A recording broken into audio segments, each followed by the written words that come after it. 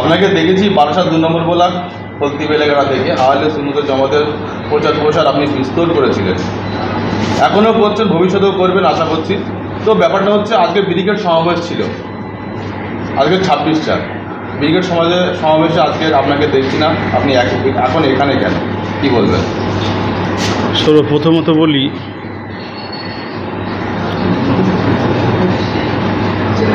আজকে যে পরিস্থিতির শিকার ভারতবর্ষ, যে কাশ্মীরের ম্যাটারটা নিয়ে সর্বপ্রথম খুবই দুঃখিত এবং খুবই মর্মাহত যে আমাদের ভারতের বুক চিরে পাকিস্তান এমন একটা হত্যা লীলা চালালো এবং আমাদের ভাই তারা শহীদ বরণ করলো। ফুরফুরা আহলে সুন্নাতুল জামাতের পক্ষ থেকে আমরা খুব মর্মাহত এবং শোকাহত। আজ 26 তারিখ, আপনারা জানেন ব্রিগেড, প্রশ্ন করছেন, আপনাদের হয়তো প্রশ্ন আসবে, আপনি ফুরফুরা আহলে সুন্নাতুল জামাত করেন, ভাইজান বলেছে আমি যাব না, আপনারা যাবেন। তো প্রশ্নটা হচ্ছে, টোটাল পশ্চিমবঙ্গের মুসলমানের কাছে যেন একটু ধোঁয়াশা হচ্ছে যে পিরজাদা আব্বাস সিদ্দিকী ভাইজান আসছে না, কেন আসছেন, উনি কেন আসবে না, তাহলে কি উনি ব্রিগেড বিরোধী? কিন্তু একটু আমি পশ্চিমবাংলার আপামর জনগণ ধর্মবর্ণ নির্বিশেষে সবাইকে একটা কথা বলবো, একটু বিবেচনা করে দেখুন তো, আজকে নয় 26 তারিখ, কিন্তু 14 তারিখে যখন নওশাদ সিদ্দিকী ভাইজান ডেকেছিল কলকাতা শিয়ালদা থেকে ডক্টর বাবা সাহেব আম্বেদকরের পদদেশ পর্যন্ত ওয়াকআপ নিয়ে যে একটা র্যালি, সেই র্যালিতে কিন্তু কোনো রাজনৈতিক ঝান্ডা ছিল না, ভারতীয় পতাকা ছিল। তাহলে বলুন তো, এই প্রোগ্রামটায় যারা আসছিল ভাঙড় থেকে, তাদের উপরে কেমন অত্যাচার করলো শাসকের পুলিশ? সেই দিকে একটু বিবেচনা করুন। পিরজাদা আব্বাস সিদ্দিকী ভাইজান বা নওশাদ সিদ্দিকী ভাইজান যদি কলকাতামুখী ব্রিগেড হতো, টোটাল পশ্চিমবাংলার আপামর জনগণ জানে ধর্মবর্ণ নির্বিশেষে, যে ব্রিগেড হয়তো কলকাতাকে নিস্তব্ধ করে দিত, পিঁপড়ে গলার মতো জায়গা থাকতো না।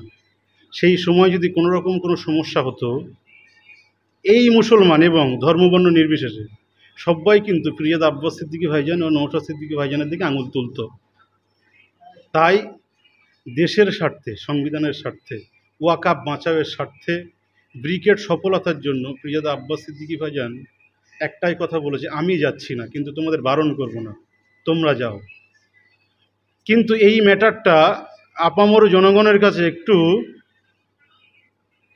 আড়াল করা হচ্ছে। আপামর জনগণের কাছে বোঝানো হচ্ছে, দেখো আমরা সবাই এক, শুধু আব্বাস নওশাদ এরা আলাদা। কিন্তু তারা কেন ব্রিগেডমুখী আসবে না বলেছে, কারণ এই সফলতার জন্য। তবুও কি হলো, আজকের ব্রিগেড ক্যান্সেল। আজকের ব্রিগেড ক্যান্সেল হলো, কেন হলো? আমার যেন মনে হচ্ছে যে কোনো অ্যাঙ্গেল দিয়ে কিছুকে লুকানো হচ্ছে বা কিছুকে চাপার জন্য কিছুকে সামনে আনা হচ্ছে। তাই আমি আজকের 26-এর ম্যাটারটা নিয়ে এই বিচারটা আপামর পশ্চিমবাংলা সহ ভারতবাসীকে এই বার্তাটা দিতে চাই, বিবেচনাটা আপনাদের কাছে দিলাম। আজকের ব্রিগেড কেন ক্যান্সেল হলো? আজকের ব্রিগেডের জন্য কলকাতা হাইকোর্টে বিচারাধীন। কেন কলকাতা হাইকোর্ট পর্যন্ত যেতে হলো? যেখানে আরএসএস প্রোগ্রাম করতে পারে, সেখানে ভারতীয় ল বোর্ড থেকে কেন কেন কেন পার্সোনাল ল বোর্ডের এই প্রোগ্রামটা হবে না? কেন মুসলমান জাতি আজকে ব্রিগেড ডেকেছে? কিন্তু আজকে ব্রিগেড শুধু মুসলমানের জন্য নয়, ধর্ম বর্ণ নির্বিশেষে সকল মানুষ কিন্তু আজকে ব্রিগেড মুখী ছিল। কিন্তু ম্যাটারটা কিছু কিছু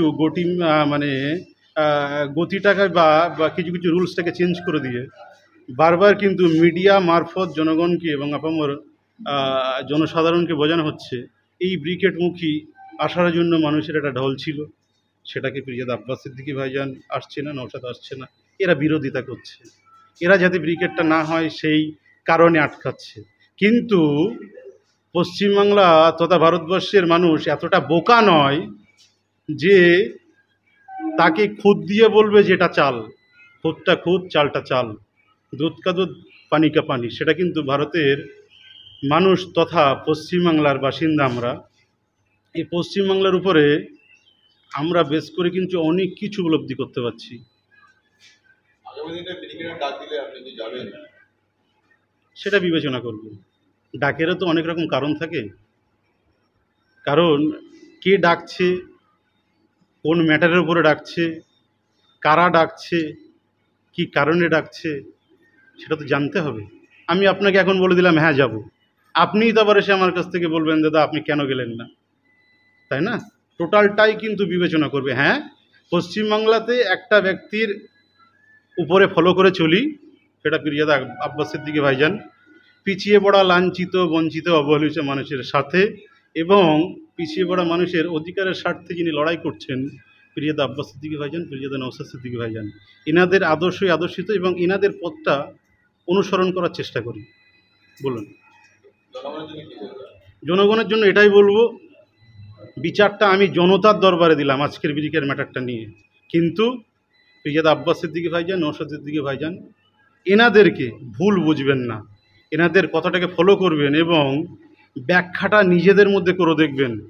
কোন এমএলএ, কোন এমপি, কোন বক্তা, কোন পীরজাদা, কোন মাওলানা, কত বড় সংগঠনের লিডার কি বলছে তার উপরে বেস করবেন না। কারণ আপনি গণতান্ত্রিক দেশে বাস করেন, আপনার নিজস্ব অধিকার আছে এবং আপনার মস্তিষ্ক একটু ভাবনা চিন্তা করে দেখবেন যে এই যে দুটো ব্যক্তি পিরজাদা আব্বাস সিদ্দিকী ভাইজান, নওশাদ সিদ্দিকী ভাইজান, এনারা কিন্তু মিডিয়ার সামনে এসে যতটুকু কথা বলে দেশের স্বার্থে, সংবিধানের স্বার্থে এবং আপামর জনগণের স্বার্থে। আপনার পরিচয়? ফুলতি বেলিয়াঘাট অঞ্চল, বারাসাত 2 নম্বর ব্লক, ফুরফাসেব আহলে সুন্নাতুল জামাত সংগঠনের একজন কর্মী।